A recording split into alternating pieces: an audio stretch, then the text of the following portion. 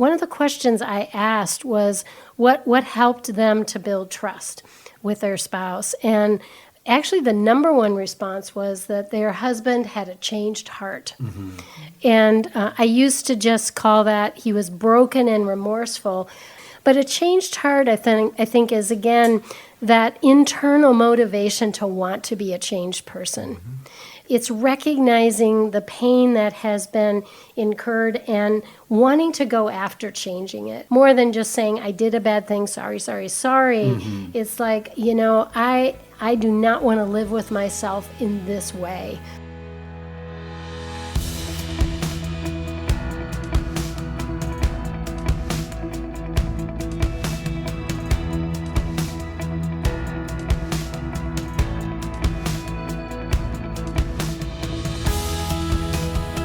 Welcome to the Faithful and True podcast. I'm Randy Everett, your co-host, and our host, as always, is Dr. Greg Miller. Greg, how are you? I'm doing well. You look great. I've seen that outfit before. Yeah.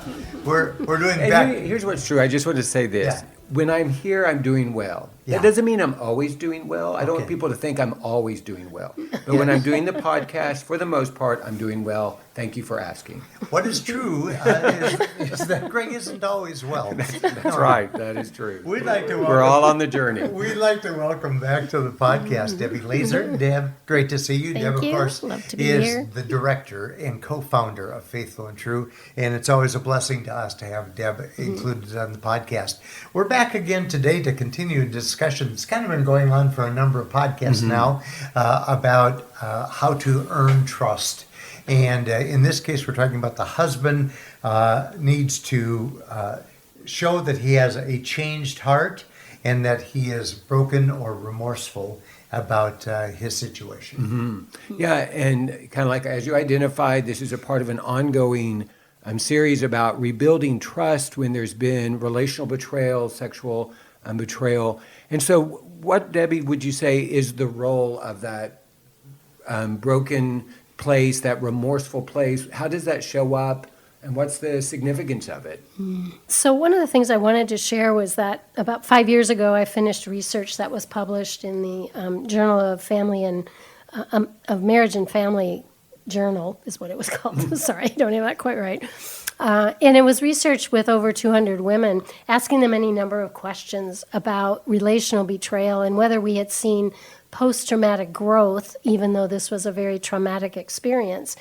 One of the questions I asked was what helped them to build trust with their spouse. And actually, the number one response was that their husband had a changed heart. Mm-hmm. And I used to just call that he was broken and remorseful. I think in some ways, though, those terms, although they're accurate, aren't always true for men that first enter this journey. And we've come to know a few reasons why that is so. But a changed heart, I think is, again, that internal motivation to want to be a changed person. Mm-hmm. And it's recognizing the pain that has been incurred and wanting to go after changing it. So more than just saying, I did a bad thing, sorry. Mm-hmm. It's like, I do not want to live with myself in this way. And I am going after changing this part of who I am. That becomes a very believable thing to watch as well as to hear. Because when a person has a changed heart, they just start behaving differently. Right. And I believe some of those things showed up. They're gentler, they're kinder, they're softer, they're more patient. And there's a need for all of those things as we enter into a hard journey, is to have those character things be different. Right. Well, and the way we talk about it here, the thing I encourage men is that your wives don't want you to it's not that you tell your wife that you're different or you explain that your wife is different. You are showing up in a new way. They are experiencing you as being different. And the thing I think that makes that trustworthy is you can't perform that. And it's not becoming a different person. It's becoming the best version of you. It's becoming that man that God created you to be. And so it's not like I have to learn this new skill. It's that because of the healing that I'm experiencing and the fact that I'm living in truth, I now have the freedom to fully be that man that God created me to be. And I can't perform that. I can't convince somebody of that. It really is something that people experience is different about someone. One of the things we've learned along the way is that consequences can actually be kind of helpful in this particular bullet point of how to build trust. And not that we want people to experience a lot of consequences in their life, and yet as we look at different stories, those who have experienced a lot of consequences, your story is one of those, Mark's was one of those, what we begin to see is that it's almost easier for you perhaps to be in that broken place, almost like seeing the devastation around you of what's happened. And by consequences, I mean we're talking about getting fired from a job, or talking with a wife who's pretty ready to leave immediately, or losing a lot of money, a lot of the family money over things you had done, or your reputation is ruined because it gets out publicly to a lot of people, or you spend time in jail, which is also a consequence for a number of our clients. And consequences tend to do their work. I mean, it's not like we want to create consequences for other people, but when those natural ones have fallen because of behaviors, they're very effective, I think, in getting any of us to look at changing our life. At the workshop, we talk about this idea that, we get that question, do you have to hit rock bottom in order to recover? And we use the wisdom of AA to say, you get to determine what your rock bottom is. What's also true is very much what you said. For those people who have experienced the most consequences and the most exposure, it creates more space to choose recovery. Your emotions are more accessible. You're more aware. Your truth is more accessible because you can see the consequences of what has happened. You still have to choose recovery. It's just there's more space to choose it. Some people are doing what I refer to as stealth recovery. It's still valid recovery. It's just that there aren't a lot of people who know. There haven't been a lot of consequences. And in that case, there's more energy that is necessary to get in touch with that part of us that has been hidden. We referred to what we went through as an explosion. When I was exposed, when I got fired from the church, that was our explosion. And one of the reasons I liked that image is it's kind of like I had built a facade. I had built a wall around me. It was about how I wanted to be seen, how I wanted to present myself. And when the explosion occurred, it knocked down part of that wall where I was more exposed. For someone who hasn't had a lot of experience, it just takes time to bring that wall down, to deconstruct that wall so their true self is more accessible. And so we're not recommending that people go and explode their lives, but if that is part of your story, like you said, there is this benefit that comes from that may make it easier for you to be connected to that remorseful, sad, grieving part of yourself. It's interesting. I mean, I think as human beings, we would love to help people so they don't have to hit their rock bottom, because it's no fun. For those of us who have been there in our lives, it's not a wonderful place to live.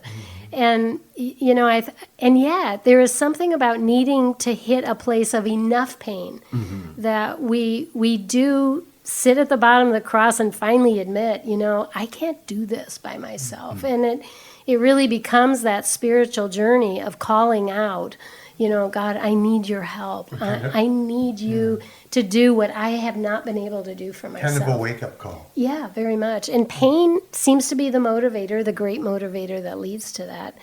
I think of our early days when Mark was struggling with his addiction, and he clearly didn't like what he was doing, and he went to a pastor, associate pastor at our home church, and told him what he was doing. And unfortunately, the response was not that helpful. And he wasn't a person back then in the 70s who was trained. And he simply said, Mark, I know you have the willpower to leave here and lead a different life. So don't tell Debbie and leave and change what you're doing. And Mark tried to take that and tried to do that. And we know addictions don't work that way. Right. And he kept it silent, and he hid it more for 10 more years until it blew up. And then it blew up. And then now we're calling it crash and burn. And now it was the front page of the newspaper. It was losing a job. It was losing a reputation, almost losing a career. And it was a lot of losses and a lot of pain. Do I wish sometimes it could have happened earlier? I mean, we could have gotten help earlier. Yes, I do. And would it probably have worked? Probably not. There wasn't enough pain back then for any of us to take it that seriously. Seriously. Yeah. Well, I remember being in one of my early therapy groups, and I was asking the counselor, what's the difference? How do you know the difference between shame and godly sorrow? We've been talking a lot about shame in this series about becoming trustworthy in our relationships with our spouse. And there is this shift. I remember asking a very wise woman one time that, and she said, well, Greg, you'll just know it when it happens. And I didn't like the answer, but that actually was true. When I just continued this journey, when I kept on seeking to be transparent and vulnerable and honest, at some point there was this shift from my shame into godly sorrow. And that's what we're talking about here, where I'm grounded in my truth. I'm not in my shame. I'm not in my blame. I'm in the truth of what I've done, because truth creates freedom. Even painful truth creates freedom. Even truth that has consequences creates freedom. And that freedom is what brings hope. And so part of what we're talking about is when someone is able to get to the truth of what they've done in that godly sorrow, that begins to change and show up in new ways. People begin to experience them as being different. And, frankly, I believe as someone who's working with wives on the other side of this, who have been very hurt from betrayal, that until your husband is able to move out of shame and into godly sorrow, and also to have a voice about things that matter for him, which is good, is your relationship really going to change to be healthier? I think for some who aren't heard enough about their pain, and this is why getting involved yourself to have others to offload some of this humongous pain that you're carrying around is so important, because if not, you will most likely keep dumping it on your husband to be heard and understood. And when you do that, I think it's very hard for him to work on changing that shame to sorrow.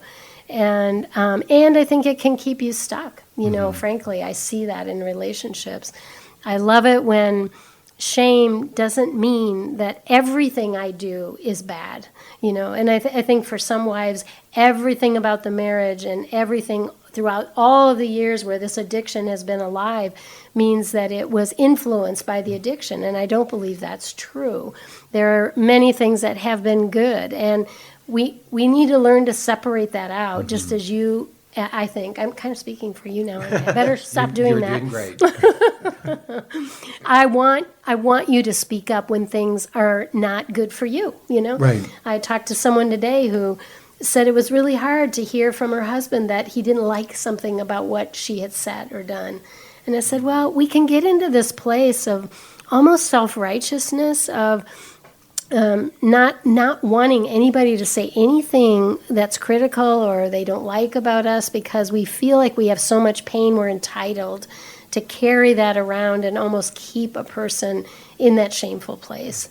But we know as we work with both sides of the coupleship that isn't really what builds the solid relationship in the long run. Right. And a husband moving from shame to sorrow, and she accepting there are going to be things that he doesn't like, and actually being honest means being honest about those things too. Absolutely. It's very hard to accept sometimes, One thing that we hear, I think, from a lot of wives early on is that their husband is like emotionally shut down, is frozen, is numb. And even in part of the teaching that we do, there is this process where when we first begin to tell our story, we are detached from our story. It's kind of like we are the reporter talking about the house that burned down or the community that was hit by a tornado. We're actually detached from it. And so in many situations, we don't expect the man to immediately be connected to his emotions, especially if historically he has been somewhat stoic and emotionally shut down. It's not going to show up immediately. But the goal is, as he continues to move towards his truth, then he can show up with his grief, his sorrow, an awareness of the pain that he has caused other people. And so one of the kind of encouragements that I would say is for women who are early in this recovery, and their husbands are talking about the husband's talking about his past and some of the things that he's done.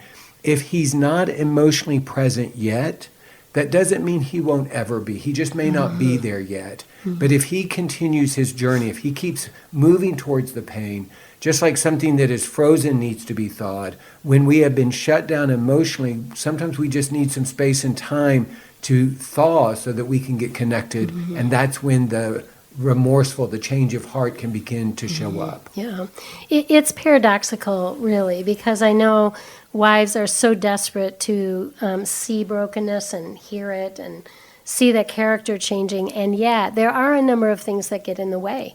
You know, when we think about a definition of sexual addiction from many, if you're reading a lot out there, it is that it's an emotional intimacy disorder. And if that's true, that means he's not good at emotions. And to expect that just because things are out now in light of everybody doesn't mean he's going to automatically flip a switch and be able to talk about his thoughts and feelings and needs. That just doesn't happen. And so it's going to take time. And there's this other element, too, that so many men, at least that come here, are also struggling with ADD or ADHD. And it's well over 50%. And one of the components of having that struggle in your life is that you have a lack of empathy. And so somewhere along the line, it's going to be important to get help with that brain chemistry issue as well. So, you know, we need, as wives too, we need patience about these things, or at least someone that can help us understand the truth. Because while we need it, we may not be able to get it for a while, and our patience, growing our patience, is going to be important. And I don't know about you, but most of us aren't that patient in the beginning of this process. Well, and that's where I think community is so important. You know, I was just thinking, you know, we have so many men who come to our workshop, and part of our experiences, they share their story. And for some of them, they are sharing some of the most painful experiences I've heard, you know, just incredibly horrific experiences, and they are emotionally shut down as they're sharing it. And it's not intentional, it's just a coping strategy that they have. They've learned to be cognitive and rational in order to be safe. And so that first pass through the story, they may not be able to be present. For other men, they come and they're able to connect with their emotions. They're able to, what we talk about is feel their story. And maybe that's the first time that they've ever done it, or maybe they've been in recovery. But it is this practicing, this going back to it, getting more present with it as I share. And I think that that's what a lot of wives are looking for. You know, we hear that idea of the wife who says to her husband, it's, you know, you're telling me some of the most painful things I've ever experienced, and it's like you are telling me the weather. There's so much detachment from that. And we just want to offer it's valid, because one of the ways that we build trust is to know that there is this remorsefulness, this godly sorrow, because that which I am sorrowful for, I have more motivation not to do again. When I can be present in the grief and the pain that I've caused somebody else and acknowledge that, when I can be present in my own grief and sorrow, I am much less likely to go back and do it again, because I'm experiencing the cost, and I can really begin to see the cost in someone that I love. So again, few consequences kind of contribute to this place of lack of emotions, lack of being able to thaw out quickly. You know, a lot of consequences, you thaw pretty fast, you know. And so there are some things we can't control, and it's just good to kind of know what we're seeing out there, because we see a lot of different stories come through here. And it's good to just talk with other people so that you don't start judging your spouse based on what you need and want, and maybe someone else got from their husband, but I didn't. And so knowing what's true is really helpful. Right. You know, I remember in my own story, I think Beth would say it was true. I was emotionally shut down. There are a couple of spaces where I might express emotion, but they really weren't accessible. Life explodes. I start getting more present with my emotions. And what's true is what showed up first was shame, anxiety, and fear. You know, I often say I never thought that I would have an anxiety attack until I started recovery. And those aren't necessarily the most appealing emotions, and yet to be able to experience them and to feel them and to express them was an indication that I was getting emotionally present. And then in time, the sorrow came. And so if your husband is showing up in, with some emotion that is unfamiliar, you've not seen before, that may not necessarily be what you were hoping for, but that may be an indication that you are moving towards this emotional intimacy as he continues to get present with more of a range of emotions in time. And I do think that's something that is good to talk with wives about, because while, on the front end we say, well, we want him to be emotionally present. We want to be able to share that way. I mean, emotions are all emotions. They're not just happy emotions. They're not just joyful emotions. They're fear, like you said, and sorrow and loneliness and anger. And if we want all of that to be birthed and talked about, in some ways we almost got to get ready for it, because I think for some women it's very hard to see their husband very sad and emotional and crying, and to look at why that's so. It might be they're really needing and wanting that strong leader in their home, and they can't connect this weeping man with that person that they want in their home. And so it's good to talk about that, because we might kind of sabotage the very thing we want by not being able to hear it and affirm it and so forth, but just, kind of like, grow up, you're a man, we can't be doing that around here. Yeah. So, Well, and good to talk. what you're alluding to is it's helpful for all of us to be aware of what were the family rules around emotions growing up. What do we believe about, women and emotions and men and emotions? And again, we teach here that all people have emotions, that God created us to be emotional people. And so if someone asks you, what are you feeling? The answer isn't nothing. The answer might be, I don't know. The answer may be, I'm not connected to them. The answer might be, I'm not aware of them. And yet they are there because that's part of who God created us to be. But like you said, if I got negative messages about emotions, or I grew up in a home where for instance, someone was significantly depressed and there was this weeping and sadness, I may be afraid of that, so that when it actually starts showing up, I'm not drawn towards that. I'm actually kind of repelled by that because it feels so unsafe. And so those are some of the conversations as we're able, we have with our community, we have with our therapist, if it's safe, we have with our spouse. But it is creating this new dynamic where we are fully welcomed, even that emotional part of us that may cause us to be uncomfortable as well as our spouse to be uncomfortable. Yeah. They're great questions, aren't they, to talk about? It's just like, did you ever see your dad cry, or do you ever see your mom cry? I mean, I can think of one time I've seen my mom cry, and one time when my dad was 97, I saw him cry. That's it. Right. And so it's just telling about some of things. I mean, people obviously were sad. It's just, what did they do with sadness? And we didn't share that much in our home. So it's no surprise to me that I showed up to tell our story, Crash and Burn, in my first counseling group, and I had no emotion. Right. And I felt kind of proud about it. Like, man, I got through this. I didn't need a box of Kleenex. Right? And I'm thinking, and that's also no emotion, Right. over this big thing. Right. My counselor pointed that out pretty quickly. Sometimes we're good at that sometimes. So, kind of in summary, what we would say is that it makes sense that this changed heart place is really significant because we lead with our heart in recovery. And so when I desire something, I will pursue it. And so when I can experience sorrow, when I can acknowledge what I've done, when I can own and live in that grief that I've created, the losses that I've helped to perpetuate, that helps me be more grounded in my truth that will move me forward in my recovery. And so it may not show up immediately, and what we know is it is important at some point that it does, and if it hasn't, that is absolutely worth looking at and trying to understand at this point in my recovery, why aren't my emotions more of a factor? What might be missing from my team? Yeah, that's a really good point, Greg, in that for the person who's struggling with it, it's going to be more helpful for that person to go after, why am I not emotional, rather than a spouse continuing to point out, well, see, you're not emotional again. You can't even talk with me about this. That pressure, if anything, is going to shut it down even more because Right. it doesn't create safety.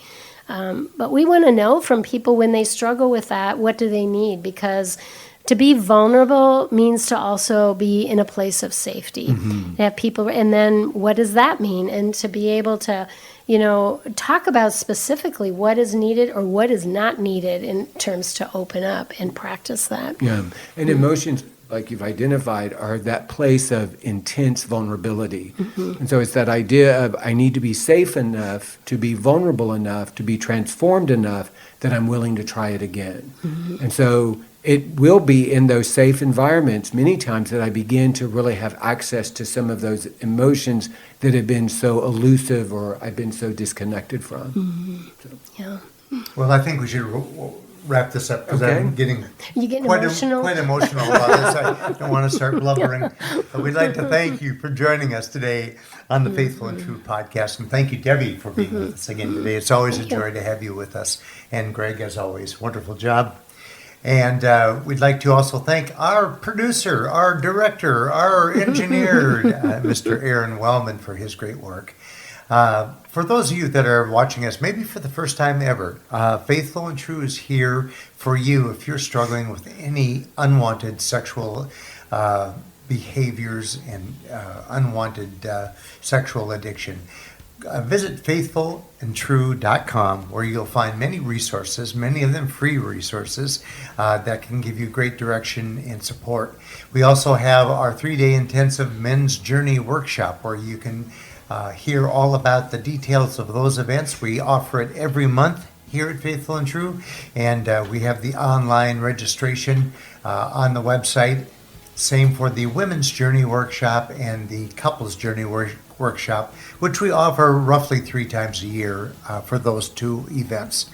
In the meantime, we hope that you've enjoyed today's program, and we hope that the coming week for you will be filled with many blessings and with great vision.